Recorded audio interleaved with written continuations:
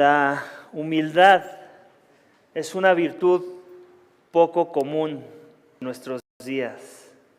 Y personas con verdadera humildad son especies en peligro de extinción.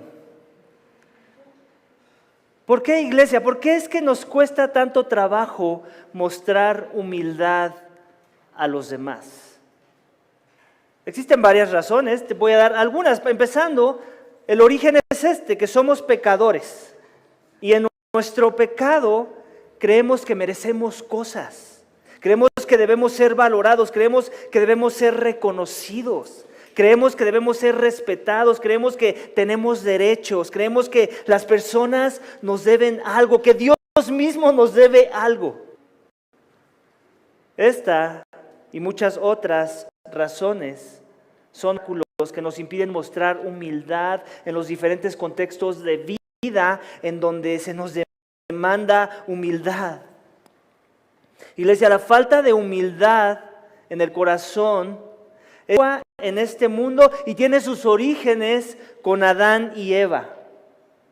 Si conoces y estás familiarizado con la historia, Adán y Eva, los primeros seres humanos creados, en su arrogancia pensaron que merecían más, que no estaban siendo valorados ni tomados en cuenta, no estaban siendo reconocidos, que sus derechos estaban siendo violados y que había que respetarlos. Creyeron mentira de que Dios les debía algo y eso los llevó a la rebeldía, que en el fondo reveló su corazón, su falta de fe, su falta de humildad. Nuestro texto, iglesia, esta mañana trata de un hombre lleno de humildad, que no era cualquier hombre, sino que era un rey. Y no cualquier rey, sino que no era un rey de este mundo, era un rey de otra dimensión. Un rey poco común, que su reino está fundado no en que le sirvan, sino en el servicio a otros. De forma que es un rey siervo en quien abunda la humildad. Merecía todas las cosas. Uno que merecía ser valorado, reconocido, respetado, con todos los derechos y a quien todo el mundo le debe algo. Sin embargo, el mundo no le reconoció. Y que a pesar de todo lo mencionado, fue humilde por amor a los que no tenemos humildad de manera natural. Iglesia, humildad, más que una virtud, es una persona que por amor a los que no tenemos humildad se manifestó a este mundo lleno de lo que Él es, lleno de humildad. El título, iglesia, de mi mensaje esta mañana es Jesús, el Rey siervo que se humilla por amor. Jesús, el Rey que se humilla por amor. Suena contradictorio, ¿cierto? El Rey siervo. Como que no entra en noción de concebir un rey. Un rey es para que le sirva, ¿no? Tiene sus súbditos, sus gente a su cargo, gente que le sirve. Este rey es distinto, iglesia. Lo hemos venido viendo a lo largo del Evangelio de Juan. Hace 2 semanas vimos cómo es que Jesús es único e inigualable. Hoy seguiremos viendo más aspectos de esta verdad al considerar la sección del texto que vamos a explorar a profundidad esta mañana, en donde vamos a ver el tamaño de la humildad de este rey siervo. Mi mensaje, iglesia, tiene 3 énfasis. Cada uno de ellos nos hará alusión a este aspecto de la humildad única que se revela en la persona de Jesús. ¿Con qué esperanza? Con la esperanza de que nos humillemos ante Él. Esa es la esperanza, no que conozcas al más humilde, sino que eso te incite a humildad, a imitarle como resultado. Así que vamos a ver el primero de ellos, iglesia, en la sección del texto. Estamos estrenando capítulo 13 del Evangelio de Juan, versículos 1 al 5. Acompáñame, por favor, para leerlos nuevamente. Capítulo 13 de Juan, versículos 5, dicen esto: antes de la fiesta de la Pascua, sabiendo que su hora había llegado para pasar de este mundo al Padre, habiendo amado a los suyos que estaban en el mundo, los amó hasta el fin. Y durante la cena, como ya el diablo había puesto en el corazón de Judas Iscariote, hijo de Simón, Jesús, sabiendo que el Padre había puesto todas las cosas en sus manos y que de Dios había salido y a Dios volvía, se levantó de la cena y se quitó su manto. Y tomando una toalla, ciñó. Luego echó agua en una vasija y comenzó a lavar los pies de los discípulos y secándolos con la toalla que tenía ceñida.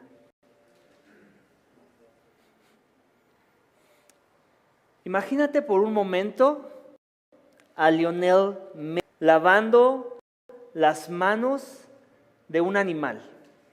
Y no cualquier animal, de un cerdito. Tú sabes qué es lo que les gusta a los cerditos. Si algo les encanta a los cerditos es ensuciarse. Y si algo tienen más sucio, son sus patas. Es difícil de imaginarse algo así, ¿cierto? Que la persona con los pies más caros del mundo las patas de un cerdo. Sin embargo, tenemos esta perspectiva, sin embargo pudiera suceder que el gran Messi le lavara las patas a un cerdo. Pero pocos pensaríamos que un acto así sucedería por amor, porque Messi ama a ese cerdito, aunque pudiera suceder algo así también. Si el cerdito del que estamos hablando es su mascota, seguramente podríamos decir que hay amor hacia ese animalito y con esa motivación sí lo haría Messi. Tal vez lavaría las patas de ese cerdito por amor. Pero lo que sí sería casi imposible pensar es que el cerdito al que Messi le lavaría las patas es uno que lo atacó, que lo tiró, que lo muerde cada que lo ve y que lo rechaza. Ahora pensemos, usando esta ilustración, transfiere esta idea a esta otra. Ahora pensemos en un hombre que es Dios, que viene a lavarle los pies a unos que son muy distintos a Él debido a que son creados. Y no solo eso, sino que le ofendieron, no le amaron, le escupieron a la cara y aparte de eso, por amor, les viene a lavar los pies. Les viene a servir. Iglesia, si el ejemplo con Messi y el cerdito nos parece un poco difícil de creer, con todo eso sabemos que existe una posibilidad de que suceda. Este ejemplo de uno que es Dios, que lava los pies de los que le odiaron, debería de ser un cuento de ciencia ficción para nosotros. Sin embargo, no lo es. Sin embargo, es verdad. Iglesia, la diferencia entre la grandeza de cualquier hombre, por muy grande que éste sea, aun si es Lionel Messi, se queda corta cuando la comparamos con la grandeza de Jesús. Se queda corta. Iglesia, este es el primer énfasis de nuestro texto esta mañana. La grandeza se revela en su carácter humilde. En su carácter humilde, como dice el primer énfasis. Vamos a ver nuevamente de estos primeros 5 versículos que acabamos de leer. Dice, antes de la fiesta de la que todavía no estaban en la cena central de la celebración de la Pascua. Es antes de. Sabiendo su hora había llegado para pasar de este mundo al Padre. Ya hemos venido hablando en versículos pasados, en capítulos pasados, cómo Jesús insiste a su audiencia original, cómo Él no es de este mundo, cómo Él fue enviado de arriba, cómo Él es el enviado de Dios, el Mesías. Entonces, eso que tenemos que considerar en cuenta, Jesús lo sabía, no es algo que le cayó por sorpresa. Dice, habiendo a los suyos que estaban en el mundo, los amó hasta el final. ¿Te acuerdas? Ahí está diciendo, amando a los suyos, posesivo. Sí, amó, de tal manera amó Dios al mundo, 3:16, pero aquí está hablando más como de un grupo más cerrado, los suyos del mundo. No todo el mundo, aunque el evangelio es para todo el mundo, las noticias son para todo el mundo, está disponible para que Él sea tu Pascua. pero no todo el mundo va a recibir ese Mesías. Dice, y durante la cena de la Pascua, como ya el diablo había puesto en el corazón de Judas, hijo de Simón, que lo entregara, Jesús, sabiendo que el Padre había puesto todas las cosas en sus manos y que de Dios había salido y a Dios volvía, básicamente está diciendo lo mismo que ya dijo al inicio, pero en otras palabras, Él no es de este mundo, Él tiene que regresar a su origen, si lo podemos poner en esas palabras, en donde Dios mora, en donde deidad pertenece, que no es en este mundo caído. Dice Jesús, sabiendo que el Padre había puesto todas las cosas en sus manos y que de Dios había salido y a Dios volvía. ¿Te das cuenta del énfasis de Juan en cómo quiere? Pareciera que no sabe escribir, pero no es eso. Es que el énfasis de cómo escribe el judío promedio de la época es repetición. Él quiere hacer un énfasis en una repetición, un juego de palabras al mismo tiempo porque son sinónimas, pero al final lo que quiere aterrizar en los corazones de aquellos que vamos a leer este libro es precisamente que no escapemos la idea de dónde viene de su grandeza, de su majestad, de su autoridad, de su origen. Es uno que es Dios, en verdad es Dios. Él mora en luz inaccesible, sin embargo, se humilló. Sin embargo, vino a este mundo. ¿Y a qué vino? Nos lo dice el versículo 4. Se levantó de la cena y se quitó su manto. Y tomando una toalla, se la ciñó. Luego echó agua en una vasija y comenzó a lavar los pies de los discípulos y a secárselos con la toalla que tenía ceñida. Iglesia, esto debería de volar nuestras mentes. El que creó todas las cosas, así inicia Juan, en el principio era el verbo era con Dios, el verbo era Dios, el logos era Dios, y luego dice que nada de lo que existe existe porque si no fuera por Él no existiría. ¿Te das cuenta? Es ese que lo creó todo, ese que era esencial en el proceso de la creación, sin el cual nada de lo que vemos a nuestro alrededor existiría. De repente vemos en estos pasajes que se humilla a lo sumo. Iglesia, tenemos que entender un poco lo del contexto cultural de este pasaje. Lo vimos con la mujer samaritana, con María. ¿Recuerdas quién lavó los pies un capítulo anterior? María le lavó los pies. ¿A quién? A Jesús. ¿Por qué? Porque reconoció su grandeza. ¿Con qué se los lavó? Con un perfume que valía lo de un año de salario. María estaba anticipando el carácter de los hijos del reino, pero Jesús puso la cereza en él. Jesús no dio excusas para pensar que los hijos del reino, que su reino estaba siendo fundamentado e instituido bajo humildad. Iglesia, el trabajo en el contexto cultural de una persona que lava los pies, ¿sabes qué? Ni siquiera era para el judío. Los judíos tenían servidumbre que eran de otras razas para que hicieran esa labor. Tenían a sus esclavos de otras naciones. ¿Te das cuenta? O sea, no se podía concebir a sí mismo hacer ese trabajo. Por eso el shock más adelante de los discípulos. Pedro como punta de lanza, como siempre, abriendo su boca. Pero era shocking, era un shock. ¿Por qué? Porque no era la norma que el judío promedio lavara los pies, y mucho menos uno al que te diriges a él como rabí, como maestro.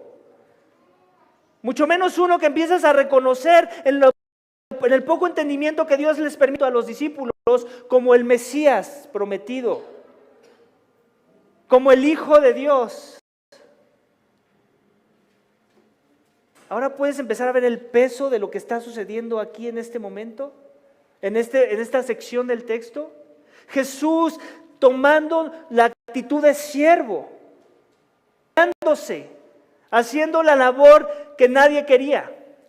Similar a lo que, bueno, ahorita tal vez ya no pasa tanto, pero hace muchos años pasaba así. La gente que se iba de ilegal a Estados Unidos terminaban podando los céspedes de los gringos, ¿cierto? Y tú no veías, era muy difícil ver a un gringo podando su propio césped. Eran trabajos que ellos no querían, preferían vivir de la ayuda social que les ofrece su gobierno que trabajar en ese tipo de trabajos. Algo similar está sucediendo aquí. Algo similar sería la perspectiva del judío promedio, de los apóstoles de Jesús, que ellos tuvieran que hacer esa labor.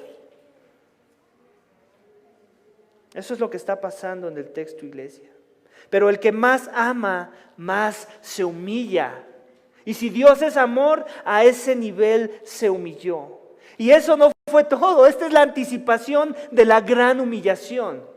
Esto nada más es como un preámbulo de lo que viene después, que eso es lo que vamos a ver en la segunda sección del texto esta mañana, iglesia. Pero dar bien claro lo primero para entender lo que viene después. La grandeza de Jesús se revela en su carácter humilde. En nuestro contexto, aún de nuestros tiempos, la grandeza muchas veces se celebra en arrogancia, en altanería, en sentirnos más que los demás, en tener posiciones más altos que los demás. Es así como se mide la grandeza en nuestros días, ¿cierto? Y siempre ha sido así. Pero en el reino de Jesús, en la economía del reino de los cielos, la pirámide de grandeza, iglesia, se voltea. Tú sabes, aquellos que han visto el gráfico de la pirámide, donde aquí está la gente de operación en una empresa, y luego hay otros que son los que están en oficina, y luego hay otros que son los directivos, y luego llegan al presidente y luego al dueño de la empresa. En la pirámide, el cuadrito, el triangulito que queda al final, en la cima, ese es el líder, ese es el que tiene autoridad, ese es el que en verdad revela su grandeza. En la economía de Jesús y de su reino es al revés. La pirámide se voltea y el más grande es el que más ama. Y es Él. Y nos está dando un preámbulo de la forma en la que los va a amar a sus discípulos.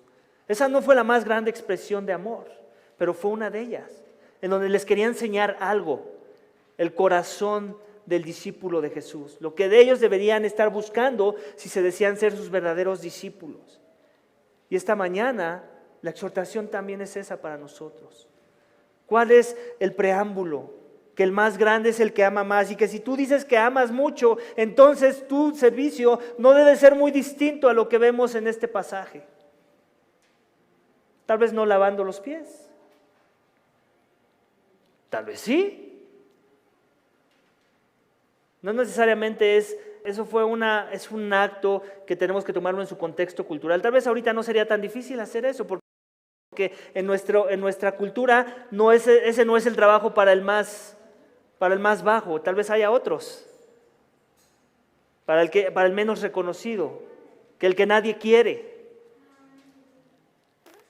Vamos a la siguiente sección, iglesia, para ver el siguiente énfasis, que vamos a seguir conectando con lo que ya se habló. Así que no pierdas de vista todo lo que ya hablamos, porque eso es lo que te va a ayudar a entender mejor los siguientes pasajes. Versículos 6 al 11, si tienes tu Biblia, acompáñame en la lectura.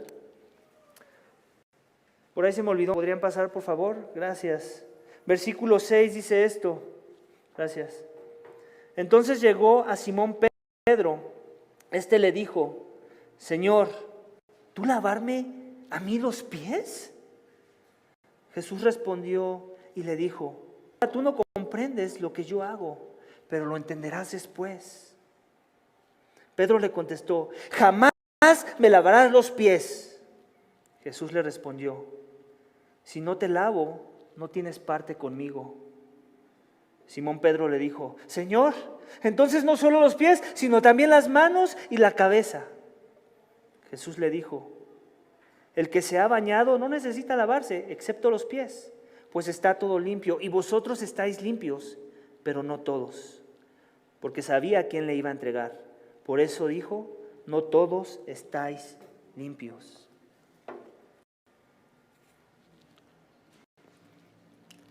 Iglesia, ¿cuál dirías que es la parte más sucia del cuerpo humano?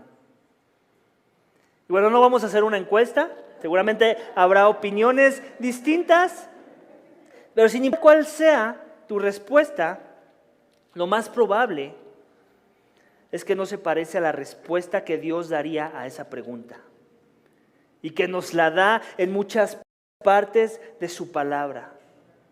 Iglesia, desde la perspectiva de Dios, es el corazón la parte más sucia del cuerpo humano. El corazón refiriéndose a la mente del hombre. Es el corazón lo que necesita un lavado con mano de obra celestial, divina. Ya que no hay nada en este mundo, escúchame bien, no hay nada en este mundo que pueda limpiar al corazón, nada. Ningún método o filosofía o reglas o escuela o academia militar, nada puede limpiar esa parte tan sucia y asquerosa que existe y mora en el corazón. Iglesia, el lavado de los pies, este es el segundo énfasis del mensaje esta mañana. El lavado de los pies es la sombra de un lavado del corazón. Es la sombra de un lavado del corazón, iglesia. Vamos a ver lo que nos dice el texto esta mañana, versículo 6. Entonces llegó a Simón Pedro. ¿Quién llegó? Jesús. Ya estaba en el acto de lavar. Nos está narrando lo que está sucediendo en ese momento. Y nos está diciendo, ya le había lavado a algunos y después era el turno de Pedro. Y mira lo que Pedro dice, Señor, ¿lavarme los pies? Esta pregunta no nada más es una pregunta de ignorancia, es una pregunta de indignación. Es casi como decir, ¿cómo te atreves, Jesús? Te he estado llamando mi maestro por un periodo de ya casi 3 años. ¿Cómo te atreves a lavarme los pies a mí, a tu semejante judío? Jesús respondió y le dijo, solo como aquel que puede ser manso y humilde, que encarna la misma humildad, te das cuenta del amor y la paciencia que le tiene a los que Él amó hasta el fin. Dice, ahora tú no comprendes lo que yo hago, pero lo entenderás después. Qué paciencia la de Jesús. No escapemos en este texto la paciencia del Mesías. Y en todos los textos. Pedro le contestó, jamás me lavarás los pies, le respondió. ¿Te das cuenta, Pedro? Pedro insiste. Pedro no está escuchando, que no entiende ahorita cosas que hay que entender después, que las entendería después. No está creyendo en la palabra de su maestro. Insiste, persevera en su ignorancia. Y ahora es más energético. Jamás me lavarás los pies. Como que es algo que ya estamos familiarizados con Pedro. Es algo que lo distingue, su testarudez. No que no nos distinga a nosotros, ¿cierto? Jesús le respondió esto. Otra vez, paciencia para el discípulo. Si no te lavo, no tienes parte conmigo. Esa fue lo que llamaríamos nosotros la espada envainada en el toro. Eso fue lo que tenía que quebrar la voluntad orgullosa de un Pedro. Se quería ver con tonos espirituales, como diciendo, estos permitieron que le lavara los pies, pero tú eres mi maestro. Yo no voy a dejar que hagas eso. Estos por sonsos, que no supieron abrir su boca, pero yo sí voy a hablar aquí. No, Pedro simplemente es la representación de la mayoría. No crean que los demás entendían todo y Pedro era el único tonto ahí. No, Pedro nada más es el que tuvo el valor de expresar sus palabras con todo y que fueran palabras de ignorancia. Entonces, él pensó que su maestro iba a ser exhortado, tal vez. Como si no supiera que Jesús termina exhortando al que lo exhorta. Sin embargo, así fue. Y Jesús dio la espada que hace que el toro se calme. El último espadazo, como dirían por ahí. Dice, no tienes parte conmigo. ¿De qué está hablando Jesús? ¿Acaso Jesús simplemente quiere ganar un argumento? No, Él está poniendo una sombra de servicio, de un servicio más grande, como ya vimos en el énfasis, de un lavado más necesario que Él necesita. Él simplemente está ilustrando lo que va a suceder después, la actitud de servicio de ese rey siervo. Le está diciendo, hey, si no puedes entender esto, mucho menos vas a entender la cruz. Mucho menos vas a entender que tu Mesías tiene que padecer. Es un siervo sufriente. Y si no entiendes eso, si no entiendes el Evangelio, si no entiendes la necesidad de ese sacrificio para tu vida, entonces te traigo malas noticias. No tienes parte conmigo. No la tienes. Ese es el mensaje central. Eso es lo que tienes que llevarte de todo mi ministerio. Ese sacrificio. La necesidad de ese sacrificio, de ese tamaño de humillación del Dios hombre. Y estamos seguros que seguramente tampoco sigue prevaleciendo lo que Jesús ya dijo, ahora no lo comprendes. Sin embargo, hay algo que sí pudo comprender. Por lo menos la idea de estar apartado de ese que le ha mostrado amor hasta el final.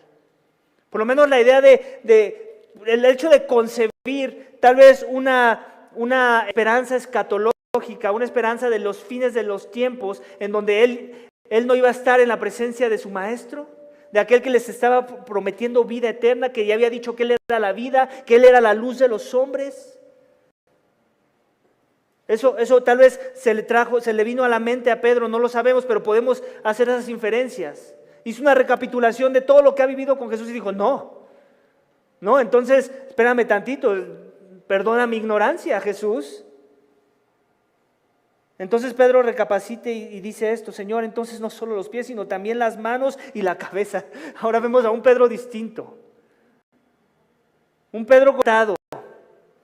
Un Pedro reconociendo su ignorancia y aún yéndose a una hipérbole, a una exageración. No, entonces como hasta pareciera una broma. No, entonces lávame todo, Jesús. Todas las extremidades sucias del cuerpo, lávalas. Porque si el problema de lo que no te estoy dejando hacer es que yo no voy a estar en tu presencia, que no tengo parte en tu ministerio, en tu reino que tú veniste a establecer, entonces estaría yo loco insistir en mi necedad. Así que el siervo verdadero, iglesia, muere a la falsa humildad. El siervo verdadero muere a la falsa humildad. Él estaba tratando de ser humilde. Estaba tratando de exaltar a su maestro, pero al igual que lo hizo en alguno de los otros evangelios donde Jesús lo tiene que apartar y decirle, apártate de mí, Satanás. Porque Jesús estaba anunciando que Él tenía que morir, muerte de cruz.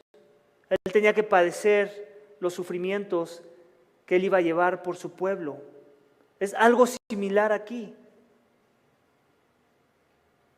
Pedro no estaba siendo guiado, no estaba siendo permeado por la veracidad del tipo de salvación que Jesús ofrecía. El tipo de reino que Él venía a establecer. Donde Él no iba a ser el segundo en la pirámide, sino que la pirámide se iba a voltear y Él iba a estar abajo. El segundo sí, pero de abajo para arriba. Y eso es lo que tenemos que entender nosotros, iglesia. Que el verdadero siervo muere a la falsa humildad. ¿Por qué? Porque entendemos el tipo de sacrificio que se demanda para que nosotros podamos ser justificados delante de la presencia de Dios. Jesús nos dice, el que ha sido bañado no necesita lavarse, excepto los pies. Jesús usa un poco la analogía del comentario de Pedro, como lo ha venido haciendo en otros contextos. ¿Recuerdas la mujer samaritana en el pozo? Si tú supieras el que te está hablando, tú le pedirías agua. Similar, Jesús le está diciendo, mira, ¿quieres hablar de lavar? Vamos a hablar de un mejor baño, ¿no? Dice, el que ha sido bañado no necesita lavarse. En otras palabras, lo está incluyendo en su reino. No hablemos de esas cosas. ¿Por qué? Porque igual, sí, como una analogía, es el lavado del que está hablando Pedro. En realidad Jesús lo quiere elevar a un mejor lavado que ellos necesitaban y que Él vino a hacer. Y que Él va a culminar cuando llegue ese día, el día en que va a tener que verse como el sustituto de sus pecados. clavado en una cruz, llevando la condena por el pecado de los hombres, por la suciedad del corazón del hombre. Ese es el lavado más pesado, ese es el lavado. Jesús recriminaba a los judíos de la época, a los líderes religiosos, y les decía: ustedes son tumbas bien lavadas, pero por dentro son secos, huesos secos y muertos. Ustedes tienen apariencia de piedad, pero por dentro están sucios. Son como ese que lava el vaso por fuera, pero por dentro está lleno de hongos, de pudredumbre. Es algo, eso es de lo que está hablando aquí Jesús. El que se ha bañado no necesita lavarse. ¿De qué baño está hablando Jesús? Del baño que procede de haber puesto nuestra esperanza en Él, en el sacrificio que Él viene a los hombres. Un bañado no nada más de líquidos, no nada más, sino un baño que se atribuye a nuestras personas, un baño en donde la sangre tuvo que ser derramada y donde solo esa sangre limpia al que pecó en contra de Dios, aquel que blasfemó, aquel que no se humilló, aquel que no vivió humilde, aquel que vivió una vida separado, apartado de Dios, en sus pecados, en sus delitos, en sus pasiones. De ese lavado está hablando. De un lavado más puro. Le está diciendo: si tienes ese lavado, ya lo tienes todo. No hay nada más que hacer. Estás tú limpio, Pedro. Esto nada más es una analogía, es una anticipación, es la sombra de ese lavado que yo ya tengo en mente. Pero luego también hace esta aclaración. Dice, y vosotros estáis limpios, pero no todos. Jesús sabe que no todos los que están ahí en su círculo cercano, en su círculo más cerrado, los 12, no todos van a ser beneficiados por ese lavado, de ese sacrificio, de la muerte que Él iba a llevar en el lugar de los pecadores. ¿Se refería a quién? A Judas. Dice, porque sabía a quién le iba a entregar, por eso dijo: no todos estáis limpios. Ese del que dijo en el versículo 3, Jesús, sabiendo que el Padre había puesto las cosas, dice en el 2, durante la cena, como ya el diablo había puesto en el corazón de Judas Iscariote, hijo de Simón, que lo entregara. Otra vez, aquí se me olvidó aclarar, ese que por el cual Jesús no murió, ese que no está lavado, no es que fue una víctima de sus circunstancias, de que uno tenía que ser el traidor y fue él, y por eso dice ahí que el diablo puso en su corazón actuar así y entregar a Jesús, traicionarlo. No, su corazón, lo vimos la semana pasada, ya estaba así. Ya tenía el entendimiento entenebrecido, no entendía el carácter y la persona de Jesús, su deidad, su ministerio, su necesidad de Él, y simplemente el diablo confabuló junto con Él. Es el espíritu de la potestad del aire, el príncipe de las tinieblas, el que gobierna a los hijos de desobediencia, simplemente manifestó su influencia en alguien que era influenciable, como todos lo somos cuando no hemos confiado en Jesús como Señor y Salvador. Así que Él no es la víctima del diablo, Él es un colaborador del diablo. Y sí, el diablo tiene influencias demoníacas sobre los hombres, pero no es nada más porque son víctimas de Satanás, sino porque el hombre, su corazón es perverso, desviado, malvado, apartado de las cosas de Dios, y eso es lo que acomoda a alguien que odia a Dios como Satanás. Con esos quiere él hacer alianzas, y Judas fue su elemento aceptable, por ponerlo así. El que más empatizaba con el ministerio de Judas. El que quería destruir al Mesías, aunque en realidad la destrucción era la victoria del Mesías, la supuesta destrucción. Así es que, iglesia, no todos estáis limpios, dice Jesús. Pero aquí también nos tenemos que detener para seguir profundizando en la iglesia. Para entonces, cuando Jesús hace esta declaración de que no todos estáis limpios, refiriéndose a Judas, Él ya le lavó los pies a Judas, ¿eh? ¿Te imaginas la humildad del Hijo de Dios lavándole los pies a aquel que sabía que lo iba a traicionar? ¿Qué humildad se requiere para hacer algo así, para servir a los traidores? para servir a aquellos que te desprecian, aquellos que son hipócritas, que te dan una apariencia de piedad, pero que en realidad están en contra de lo que tú eres y representas. Ese es Judas en ese momento. Un traidor, mentiroso, ladrón, impostor de la fe.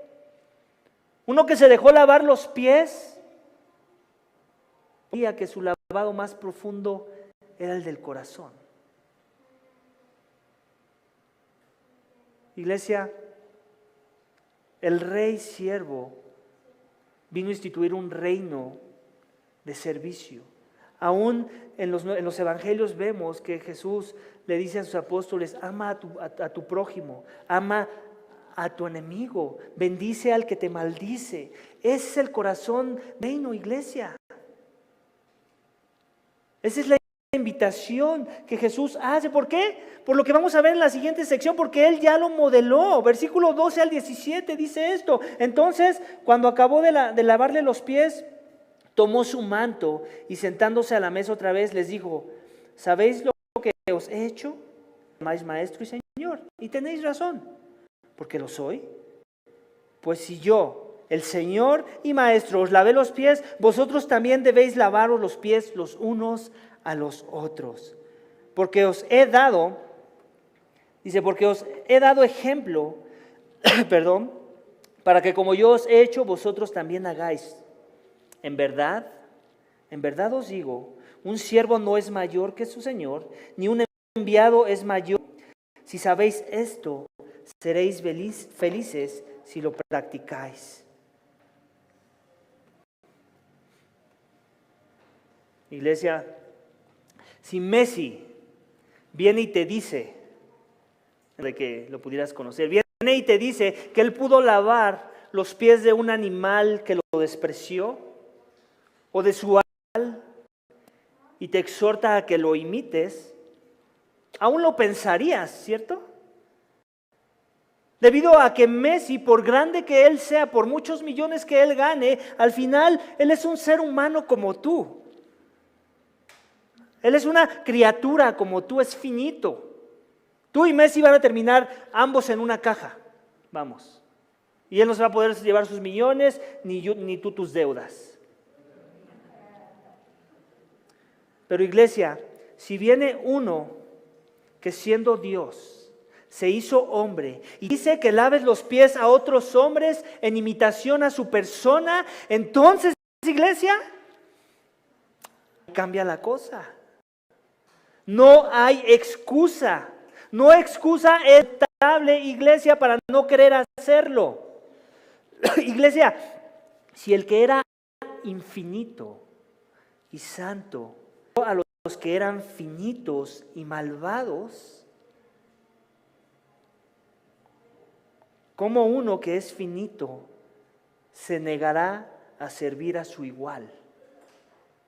¿Cómo uno que es creado se negará a servir a su prójimo? ¿Cómo uno que es malo se negará a servir a otro malo igual que él? Iglesia, ese es el último énfasis del mensaje esta mañana y trata precisamente con este asunto de una exhortación final que Jesús quiere hacer. Esto es lo que Él quiere aterrizar en los corazones de aquellos que dicen que en verdad han confiado en Jesús. Si en verdad eres un hijo del reino, el ejemplo del maestro era del siervo. Si tú dices que eres siervo de Jesús, el ejemplo que Él nos dejó es lo que se espera de ti. Eso es lo que vemos en el texto, versículo 2, iglesia. Entonces, cuando acabó de lavarle los pies y después de haber dicho todo lo que también les dijo, tomó su manto y sentándose a la mesa otra vez les dijo. Entonces, imagínense a los discípulos después del shock que les costó asimilar lo que estaba pasando. Después Jesús muy tranquilamente deja su manto, vuelve a recostar. Recuerden que las mesas que ellos usaban no es como las de nosotros, que son altas y con sillas altas. Ellos se sentaban en cojines, tal vez en alfombras o a nivel del piso. Tenían tal vez una mesita poquitito más alta para poner ahí los alimentos, pero era ese nivel, el nivel de interacción, muy íntimo. Y Jesús se sienta y otra vez con toda la calma les hace esta pregunta: ¿lo que os he hecho? Obvio, la respuesta es no lo saben, pero ya se empiezan a imaginar cosas, se les empieza a caer su mundo, su idea de reino, de un con de espada desenvainada a derrocar a Roma, César. No que es algo nuevo, pero también es la cereza del pastel. Y bueno, la cereza del pastel ya lo dijimos, es la cruz, pero esa es la antesala a esa cruz. ¿Sabéis lo que os he hecho? Vosotros me llamáis maestros. Aquí Jesús les está poniendo bien con manzanitas las cosas. Le está diciendo, hey chicos, creo que entendemos esta parte de la lógica de las cosas, ¿verdad? Ustedes me llamáis maestros y Señor y tenéis razón. Soy maestro, yo les enseño, necesitan ustedes aprender de mí y soy Dios. Soy Señor, soy el Rey, soy soberano.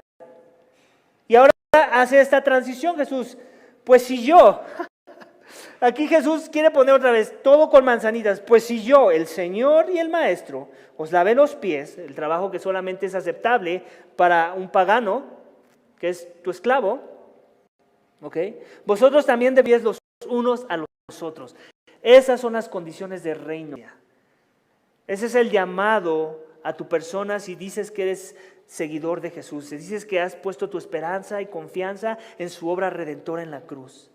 El servicio, el corazón del servicio, iglesia, es el corazón del reino, es el corazón del Hijo del reino, es el corazón de los ciudadanos del reino de Dios. Tienes que servir y punto. No hay otra opción. Las formas son muchas. No quiero ahorita indagar en las formas, indaguemos en el corazón, porque al final eso es lo más importante. Los unos a los otros, ¿de qué habla? De comunidad. No de internet, con todo y que entendemos que el contexto ahorita nos permite ver el servicio en línea. Te digo algo, pronto se va a acabar. Y si tú no estás aquí y no estás con una actitud de donde puedes servir a alguien a quien puedes tocar, con el que puedes interactuar, con el que vas a poder llevar las cargas los otros, poder orar los unos por los otros, poder pasar tiempo conociéndose los unos a los otros, entonces tú sabrás mucha Biblia, pero si no estás a ese nivel interactuando con aquellos que son hijos del reino, entonces existe la posibilidad de que no has entendido el llamado de reino, que es un llamado al servicio. Y no creas que nos sirve mucho que le pongas like a la transmisión en vivo, de eso no estamos hablando, con todo y que Dios lo pueda usar. Estamos hablando de aquí, de juntos, de vivir la vida, de estorbarnos, de que vuelo feo y me tienes que aguantar, de que tú vueles feo y te tengo que aguantar. ¿Por qué? Jesús aguantó los pies feos de sus discípulos, porque Jesús murió en una cruz por aquellos que no le buscaban, que no le amaban, que no le glorificaban, aquellos que le escupían a la cara, aquellos que merecían la muerte, la destrucción eterna, el infierno de fuego que nunca se apaga. Son con Satanás. Si ese es el modelo a seguir, iglesia, ¿cuál es nuestra excusa? Si el que era en forma de Dios, el que era luz inaccesible, aquel que su humildad, su persona es humildad, su esencia es la humildad, se humilló a lo sumo, muerte de cruz, muerte que vino a pagar por causa del pecado de los hombres. Si Él fue avergonzado, humillado, ¿quiénes somos nosotros para sentirnos algo? Como para pensar que algo nos deben, como para pensar que algo merezco. Iglesia, tenemos que entender las palabras de Jesús aquí, porque las podemos dejar pasar por alto. Estamos tan familiarizados, estas cosas tan simples de la palabra de Dios, que las escapamos de vista. Y no solo de vista, de obediencia. De querer imitar lo que aquí Jesús nos está diciendo a sus primeros discípulos, que quiere que imiten, que si entiendes quién es Él y lo que Él hizo, entonces no hay excusa para no hacer lo mismo a tu semejante. Los unos a los otros, empieza en la comunidad de la fe. No me digas que tú eres muy bueno allá afuera con todos los incrédulos que quieres que vengan al Evangelio. No se ve eso aquí, No hay comunión aquí con los unos con los otros, no quieres pasar tiempo en comunión con tus hermanos. No me digas esas mentiras, porque ni yo te las creo, con todo y que no soy Dios, y mucho menos Jesús te las cree, que Él sí lee los corazones. De eso se trata, iglesias. Esta es la comunidad de los santos, de los redimidos de Dios, de aquellos por los que Dios hizo el sacrificio más sublime. Si esta comunidad y las comunidades de fe que son verdaderas, genuinas, que predican el Evangelio no es lo más importante en esta vida, entonces ¿qué es? Si lo que tuvo que recibir un pago para ser comprado de la esclavitud del pecado con precio de sangre, una sangre infinita, una sangre de uno que era inocente, puro, santo, sin pecado, si eso no es lo más importante y lo que deberíamos de valorar y anhelar y atesorar, entonces ¿qué es? Porque os he dado ejemplo, les dice Jesús, para que como yo os he hecho, vosotros también hagáis. Énfasis otra vez. Jesús era un judío. Repetición en las palabras. Quiere que quede bien en claro la actitud del siervo. Debe ser del rey siervo, debe ser la actitud de los siervos que vienen después. En verdad os digo, un siervo no es mayor que su señor, ni un enviado es mayor que el que lo envió. Eso es claro, eso lo entendemos aún en el contexto de nuestros días. Tú sabes que tú no le puedes decir a tus colaboradores que vayan y te compren un café, o que te hagan un café. Tu jefe tal vez lo puede hacer, tú no. Porque él es la autoridad, él es el que tiene posición, por decirlo así. Bueno, pues Jesús aquí está hablando de eso, palabras simples que todo el mundo puede entender. Si Jesús sirvió el café, si Jesús lavó los pies, si Jesús murió por nuestros pecados, ¿acaso hay excusa para no vivir la vida de siervo que Él demanda de los ciudadanos de su reino? Creo que no. Esto nos humilla, iglesia, debería de humillarnos. Debería de humillarnos, reconocer cuánto nos falta. Pero no nos deprimamos. Porque Él también dio el poder para servir. No nada más nos dio una tarea imposible de cumplir, nos dio una tarea con una misión, pero Él también nos dio las herramientas que íbamos a necesitar para poder servir. Y por trillado que suene, tiene que ver con su palabra, con la oración y con la comunidad de la fe. Tú no vas a poder aplicar la palabra si no oras y dependes de Él. Si pides que el Espíritu te ministre más y más eso que aprendiste. Y tú no vas a poder aplicar eso que el Espíritu provoca en ti si tú no vives la comunidad de fe, si tú no te congregas, si tú no interactúas, si tú no eres intencional en pasar tiempo en las cosas que hacen los que amamos a Dios, los que hemos recibido ese rescate, ese sacrificio. Jesús quiere interacción, iglesia, quiere que nos incomodemos, quiere que le imitemos, quiere que el mundo cuando nos vea diga: wow, mira cómo se sirven. ¿Te das cuenta? No está hablando de que lo hace porque quiere recibir algo a cambio. No está hablando de que lo hace porque quiere posición en la iglesia. No está hablando de que lo hace porque quiere ser reconocido. No está hablando de que lo hace porque quiere que alguien le pague el favor. No está hablando de que... ¿Te das cuenta? Ese es el corazón que Jesús quiere. Eso es lo que magnifica la gracia de Dios. Cuando los que han entendido la gracia, los que han recibido la gracia, se han humillado ante la gracia, ahora viven la gracia. Y su actitud es la de un siervo, un hijo del reino. Y luego me encanta la motivación. Si sabéis esto, seréis felices si lo practicáis. Iglesia, el mundo, las ideas falsas de una vida con propósito que el mundo te ofrece, normalmente están centradas en la felicidad, ¿cierto? Haz esto y serás feliz. Deja de hacer esto y serás feliz. Únete a esto y serás feliz. Apártate de esto y serás feliz. Jesús dice: ¿quieres ser feliz? ¿Quieres ser bendecido? Todo el mundo busca la bendición, la felicidad. ¿Quieres encontrar eso? En mis términos, en los términos del reino, sirve. Y nos los dice de muchas formas. Es mejor dar que recibir. No hagas a otros lo que no quieras que te hagan. Humíllate, sirve, imítame. Esa es la actitud, iglesia. ¿Quieres ser feliz? ¿Has estado buscando la felicidad esta mañana?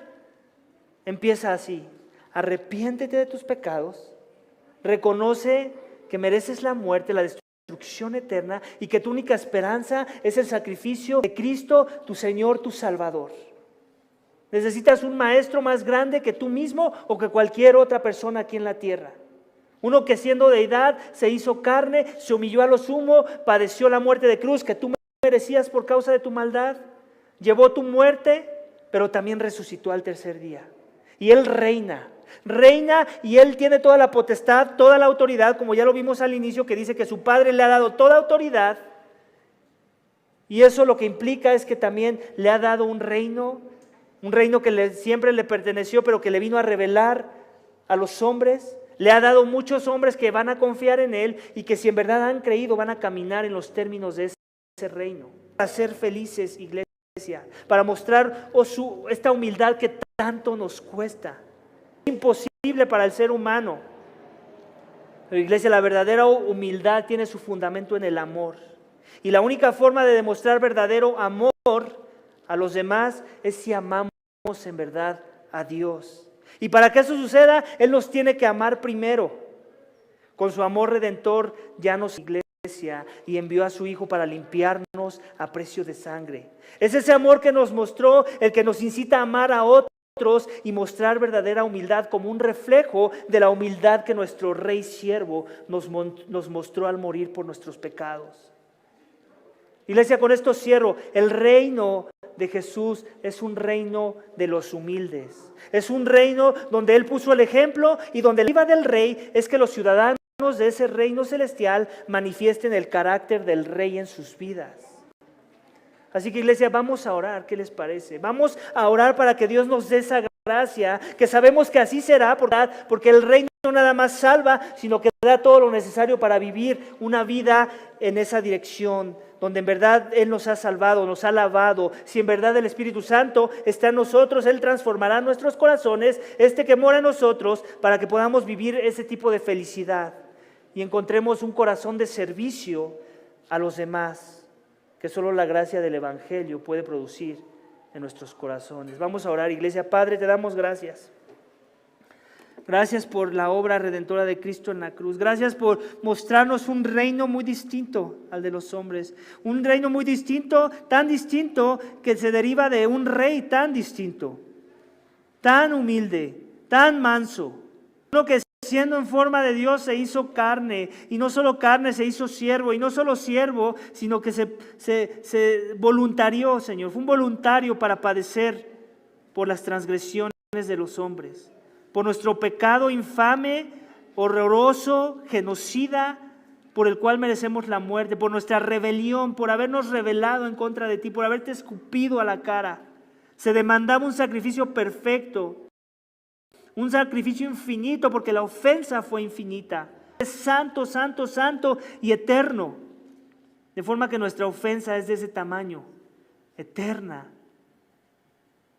y diabólica.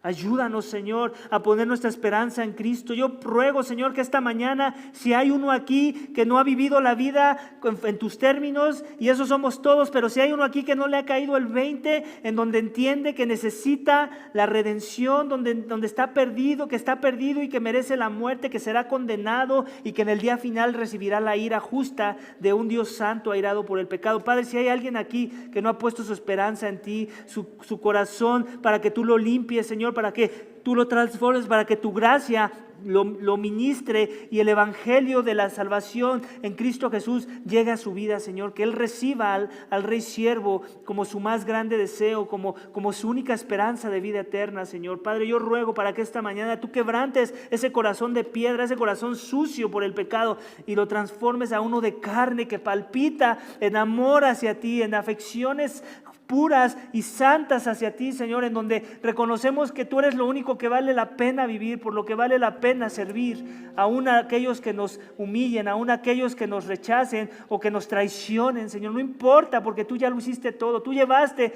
la paga más fuerte, tú llevaste el castigo más severo, Señor. A nosotros nos toca rendirnos a ti y depender de ti, Señor, para que tú sigas obrando en nuestros corazones. Padre, gracias por esta palabra.